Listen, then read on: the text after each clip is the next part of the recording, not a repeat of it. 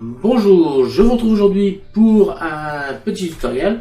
Aujourd'hui, je vais vous montrer comment réaliser ce qu'on a réalisé sur Blender, sur le tutoriel précédent, c'est-à-dire modéliser, incorporer une vidéo dans sur une image ou sur une vidéo, mais là, en l'occurrence, ça sera sur une image. Comment réaliser cette chose sur After Effects. Vous allez voir, c'est beaucoup plus simple à réaliser sur le logiciel Adobe After Effects. Donc j'ai vu que d'après les commentaires et les petites annonces sur les tutoriels d'After Effects, vous êtes plusieurs à être intéressés par les tutoriels sur After Effects. Donc j'ai commencé à préparer ces fameux tutoriels sur Adobe After Effects. On va commencer, donc ce sera pas aujourd'hui, mais le prochain tutoriel sur After Effects, ça sera sur le motion design. Il y a 2 vidéos qui sont prévues pour les débutants et pour les choses un peu plus avancées. J'irai peut-être encore plus avancé derrière pour faire des réalisations assez sympathiques. Donc je vous retrouve tout de suite après la petite intro pour commencer immédiatement le tutoriel.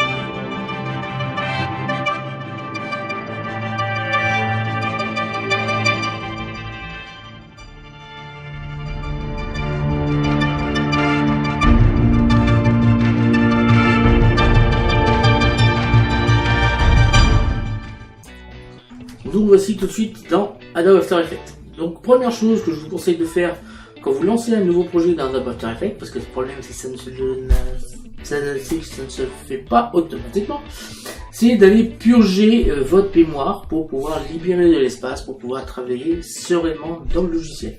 Donc pour faire ceci, on va tout simplement cliquer sur Édition, Purger, toute la mémoire et le cache disque. On vient ici. Là, vous voyez, j'ai 116 mégas dans le cache disque. Je clique sur OK. Là, on a purgé la mémoire. Alors, la mémoire, elle se remplit quand on fait des... Je vais vous montrer.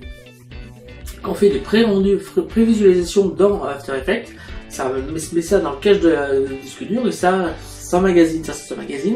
Et après, vous allez avoir une alerte de After Effects comme quoi votre disque est trop plein, il ne peut pas faire de prévisualisation. Donc pour éviter ceci, prenez l'habitude, à chaque fois que vous démarrez After Effects sur un nouveau projet, édition, purger la mémoire. Voilà. Alors, pour incorporer des éléments, parce qu'on a besoin de 2 éléments, on a besoin de l'image de fond sur laquelle on va incorporer la vidéo de Suzanne. Donc première chose, pour incorporer, on peut faire de plusieurs manières. On va faire fichier, importer un métrage récent, voilà. Mais le plus simple, moi c'est comme ça que je fais tout le temps, je double-clique ici et ça m'ouvre tout simplement mon disque dur. Donc là je viens chercher la vidéo pré-rendue de Suzanne, donc on vient ici, on va cliquer sur importer et on va maintenant aller chercher, donc c'est ici, l'image sur laquelle on va incorporer la vidéo. Importer. Donc là on a les 2 éléments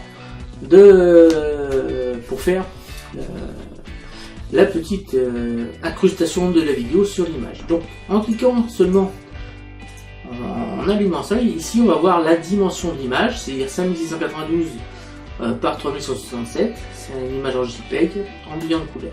Si je viens cliquer ici, on va voir la dimension 1920 par 1080 en 25 images secondes et ça dure 10 secondes. Donc c'est exactement ce qu'on a fait. Donc maintenant, ce qu'il faut faire, c'est faire une composition. C'est-à-dire une composition, c'est un élément, c'est une boîte dans laquelle on va mettre tout ce que l'on veut dedans. Et c'est dans cette boîte qu'on va modifier des choses. Et c'est cette boîte qui après se transformera en vidéo après. Donc pour créer cette boîte, ici on a une petite chose qui s'appelle créer une nouvelle composition. Donc on peut cliquer soit dessus, soit ici en haut, composition, nouvelle composition, ou faire CTRL-N. Mais le plus simple, il y a 2 façons. C'est soit on vient prendre la vidéo qui est ici et la glisser ici. Automatiquement, vous voyez que tout de suite, Blender a créé une composition avec les propriétés de la vidéo. Si je viens ici dans composition, paramètres de composition, vous voyez bien qu'on a pris ici la dimension de la vidéo qui est en 1920 par 1080. Voilà. Et qui dure 10 secondes en 25 images secondes. Ce que je vous ai montré tout à l'heure. Alors, je viens cliquer ça, j'appuie sur supprimer, je vais faire pareil maintenant. Alors j'ai supprimé cette composition, je vais faire pareil maintenant avec le projecteur d'hologramme. Alors, au lieu de le faire ici, on peut très bien venir le cliquer dessus, ce petit symbole, créer une nouvelle composition, et ça va faire la même chose, ça va créer une nouvelle composition, vous voyez, qui a pris le nom de l'image qui est la source de la composition, et si je viens maintenant regarder dans les paramètres de celle-là, eh bien elle a pris tout simplement la dimension de l'image, là, 60 images secondes, mais en fait c'est un chiffre aléatoire parce que c'est une image, il n'y a pas d'image de nombre d'image secondes, et on n'a pas non plus de temps, il nous a mis un temps qui ne correspond à rien parce que c'est une image, voilà. Voilà, on a ces deux choses. Donc là je vais supprimer ma composition projecteur d'hologramme et je vais me servir de le pré-rendu de la Suzanne, le pré-rendu de l'hologramme de Suzanne. Parce que moi je veux une vidéo qui soit à la taille de en 1920 par 1080, donc cette taille là, donc ça serait bien que la composition fasse cette taille là, et la durée de la vidéo qui sera de 10 secondes. Donc, pour que ce soit plus simple, je viens prendre ma vidéo de Suzanne, je viens la glisser ici, et on va créer la composition, qui a tout de suite les bonnes dimensions et la bonne taille. Donc maintenant je vais aller chercher mon image de projecteur d'hologramme qu'on va venir mettre dans cette boîte, qui est la composition pré-rendue hologramme Suzanne sous Blender. Et si on a la composition, la vidéo et l'image. Donc maintenant la vidéo, on peut la diminuer. Je viens ici, je vais aller sur transformer, et dans l'échelle, ici, en baissant, on va bien voir qu'on peut diminuer la taille de la vidéo. Et vous voyez qu'on a un petit souci, c'est que derrière, on a notre image qui est beaucoup trop grande, parce que je vous rappelle qu'elle fait 5692 par 3167, c'est indiqué ici. Donc, pour diminuer ça, on a plusieurs façons. Soit ici, on va venir ici dans transformer et donc il faut bien sélectionner un projecteur d'hologramme. Et là, pas projecteur d'hologramme, si projecteur d'hologramme JPEG, c'est-à-dire l'image, et on va venir baisser la taille ici de notre image. Alors vous voyez qu'on peut la déformer dans tous les sens, l'image. Mais vous voyez qu'en la déformant, en même temps, ici les chiffres ont bougé. Alors on va remettre comme c'était au départ, donc là on va venir ici, on va taper 100. Voilà. Alors on va décocher ici le petit chaîne pour désassembler la mise à échelle sur l'axe X et l'axe Y pour mettre les deux à 100% pour lui donner la taille originale. Maintenant on va le rouvrir et maintenant on peut diminuer ici la taille. Alors on peut venir ici et on va venir diminuer la taille de notre image. Et on va se mettre, normalement c'est le 33%, si je ne suis pas trop trompé, on va taper 33, c'est un peu plus grand que 33, on va mettre 34, enfin 34%, voilà. Et maintenant on va incorporer ici la fameuse vidéo de projection. Alors pour incorporer cette fameuse vidéo dans mon image, alors si j'appuie sur 0, on va voir que la vidéo va bien tourner, mais vous voyez bien que là on a ce contour noir qu'on a, je vous rappelle, supprimé sous Blender avec des nœuds, on a traficoté des nœuds. Vous allez voir que sur After Effects, ça va se faire d'une manière beaucoup plus simple. Je vais cliquer ici sur le mode de fusion normal, donc si vous n'avez pas ça d'afficher, vous cliquez ici pour basculer entre les options et le mode. Donc on vient bien sûr sur le mode, dans le mode de fusion, on vient ici, on va les taper, on va choisir écran. Et alors là on voit pas encore trop bien ce qui s'est passé, mais si on est attentif, ici on voit un petit point blanc. Si j'appuie sur 0, vous voyez bien qu'on a bien notre Suzanne qui est affichée ici.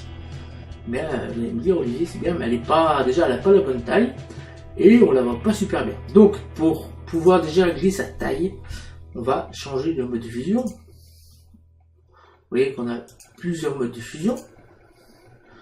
Saturation, couleur, alors ça dépend ce que vous voulez faire. Différence classique, contraste, lumière neutre, lumière linéaire, incrustation, couleur plus claire, densité couleur moins, on a plein de choses. On a l'obscurité, voilà. On a énormément de façons de fusionner les deux calques. Alors ce que l'on va faire maintenant, on va venir par exemple sur si on fait différence, voilà. Alors pourquoi différence? C'est parce que on va avoir de petites particules qui vont être noires. On va maintenant baisser l'opacité ici du projecteur d'hologramme. Donc on vient en bas sur opacité, on va la baisser. Alors si on la met à 0, vous allez voir qu'on va se rapprocher du noir. Alors, pourquoi du noir? Parce qu'on a défini la couleur de la composition. Si je viens dans paramètres de composition, la couleur de l'arrière-plan est noire. On pourrait bien sûr la mettre d'une autre couleur. Hein. Vous allez voir que si je mets ça d'une autre couleur, par exemple ici, je sais pas, on va mettre un bleu. Donc ça change tout. Hein. Donc on va laisser en noir. Ok, ok. Donc j'appuie sur, je vais mettre ma tête de lecture ici. Donc pour me déplacer la tête de lecture, il suffit de venir dans cette zone là et déplacer. Et là vous voyez qu'ici on a des petites particules parce qu'en fait ma vidéo est trop grande, donc on va la diminuer. Donc on vient ici sur la vidéo et là on va baisser la taille de notre fameuse vidéo. Alors on va zoomer un peu avec la roulette de la souris et là je vais venir ici déplacer ma vidéo ici. Je vais encore la diminuer, elle est un peu trop grande à mon goût. Donc on va mettre comme valeur 27, je pense qu'on sera pas mal. Alors je vais mettre le point parce que je vous rappelle que quand on a fait la vidéo, on s'est débrouillé pour que la caméra soit centrée, que la vidéo soit centrée, enfin, la caméra soit centrée sur notre petit hologramme et qu'on a mis la pointe de l'hologramme au niveau du central, du point central de le petit cône. Le cône de la lumière, on l'avait mis en pile au milieu en bas quand on avait fait la vidéo. Donc c'était pour que ce soit plus simple à se rendre compte de la position. Donc il suffit de mettre le point en fait, le point qui est ici au milieu de notre projecteur d'hologramme. Donc maintenant on va baisser encore la taille un peu, qui est encore un peu grande à mon goût. Voilà, quelque chose comme ça. On va pouvoir placer ça. Alors là on va augmenter un peu. J'aurais toujours gardé un peu les dimensions. Vous les donner, là je pense qu'à 25 on va être bon. Si je mets mon point ici et en milieu, on va avoir quelque chose qui sera sympathique ici. Donc on a quelque chose comme ça. Alors je vais maintenant remettre l'opacité de l'image. Ici on va se remettre en écran. Je dis bien en écran. Voilà, alors on obtient quelque chose comme cela. Mais vous voyez bien que ici on voit à peine l'hologramme. Donc si on veut le voir plus, il suffit de venir là. Alors on va diminuer ça. On va diminuer ça. Il suffit de venir ici pour dupliquer ce calque. Et en dupliquant ce calque, il va conserver tous les paramètres du calque d'origine. Donc je viens ici pour dupliquer, il suffit de faire un CTRL-D. Et vous voyez qu'en mettant un CTRL-D, on va tout simplement booster l'effet qu'on avait initialement. Et là, on a terminé tout simplement l'incrustation de l'hologramme. Je vais appuyer sur 0. Alors quand on appuie sur 0, ça fait une prévisualisation. C'est ce que je vous disais tout à l'heure. Et vous voyez, ici on a des petits points verts. Ça fait dire que After Effects a calculé les images de cette vidéo. Et c'est ces images-là qui vont sur votre disque dur, qui remplissent votre cache. Et c'est ça qu'il faut supprimer quand vous commencez un nouveau projet sur After Effects. Donc maintenant si j'appuie sur 0, on va avoir notre vidéo qui est incorporée dans l'image. Vous avez vu que sur After Effects c'est quand même beaucoup plus simple. Donc c'est terminé. Alors pour faire la sortie maintenant de votre rendu, il y a deux façons. Soit vous avez Comme moi, c'est ce logiciel que j'utilise parce qu'il est pratique, parce qu'il est fait pour ça. C'est Adobe Media Encoder qui permet d'encoder dans tous les formats qu'on veut. Il y a que prendre même des vidéos qui sont mal encodées, qui ont des problèmes de codage, et qui les recode pour qu'on puisse s'en derrière. Donc, soit vous avez Adobe Media Encoder, je vous montrerai tout à l'heure comment ça fonctionne, mais si vous ne l'avez pas, vous avez également un moteur de rendu dans After Effects. Alors, pour y accéder, il faut simplement cliquer ici, c'est ajouter à la file d'attente de rendu. Donc il y a cette petite fenêtre en bas qui vient de s'afficher. Donc ça, ce sont les paramètres de rendu. On va cliquer ici pour venir régler les paramètres de rendu.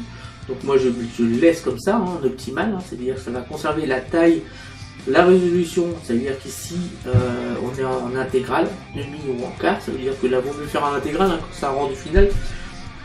25 images secondes, voilà, ça c'est les caractéristiques. Donc là on peut cliquer sur OK, ça va. Module de sortie non destructif, donc on vient ici. Hop, on vient ici, et là c'est un fichier AVI ou une séquence JPEG ou en MP3 si vous voulez faire sortir de la musique, ou en WAV si vous voulez sortir de la musique, ou en séquence QuickTime, ou vous pouvez ça en AVI. Post rendu, c'est ça, c'est si jamais vous avez déjà fait un peu de visualisation, c'est pour les gros projets, vous pouvez vous servir de ce que vous avez déjà pré-rendu dans After Effects. Et après, l'option de format, vous pouvez cliquer là. Donc codec vidéo, vous allez ici aller chercher le codec vidéo que vous préférez avoir.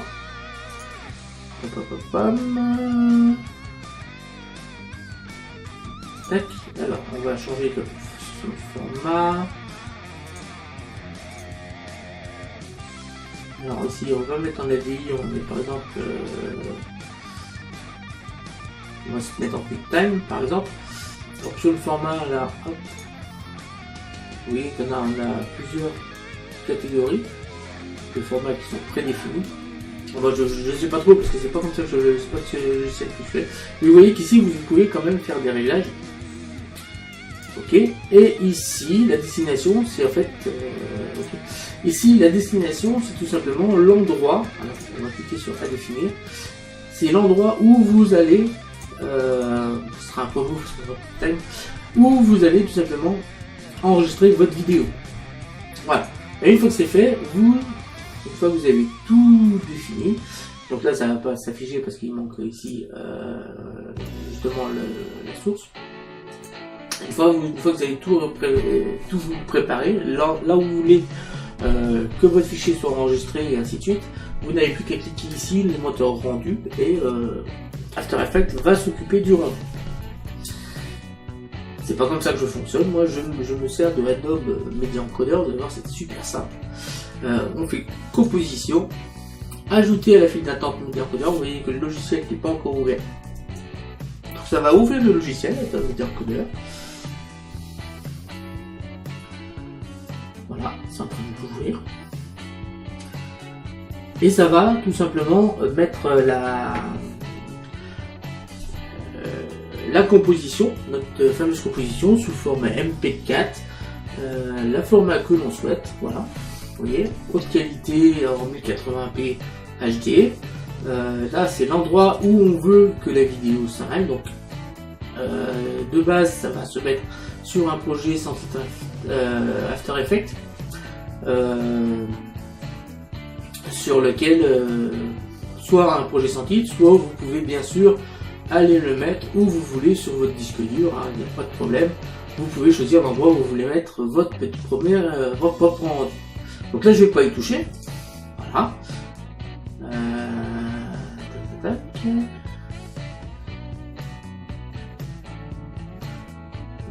Tac.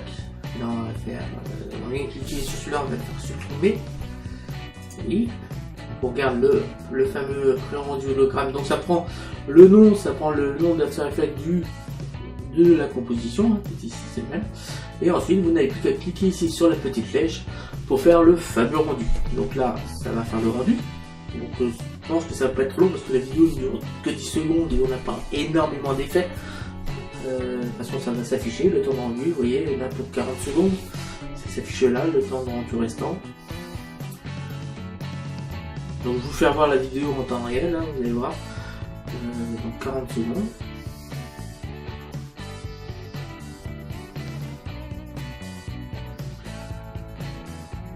Donc un logiciel que je vous conseille, c'est Adobe Media Encoder, très puissant et très facile d'utilisation. Vous voyez, j'ai pas fait grand chose, j'ai à part cliquer ici sur ajouter la composition à Adobe Media Encoder et après cliquer sur la flèche, c'est tout ce que j'ai fait, tout le reste ça se fait automatiquement.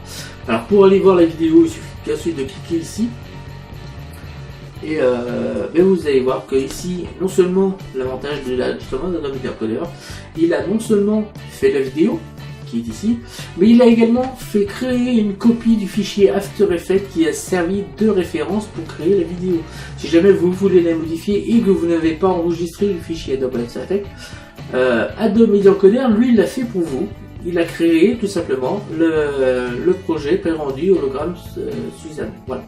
Il a créé tout simplement, il a enregistré le fichier After Effects en même temps qu'il faisait le rendu. Ensuite, pour voir la vidéo, je vais venir double-cliquer ici.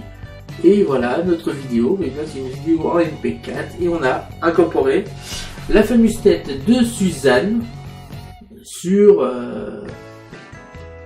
notre image.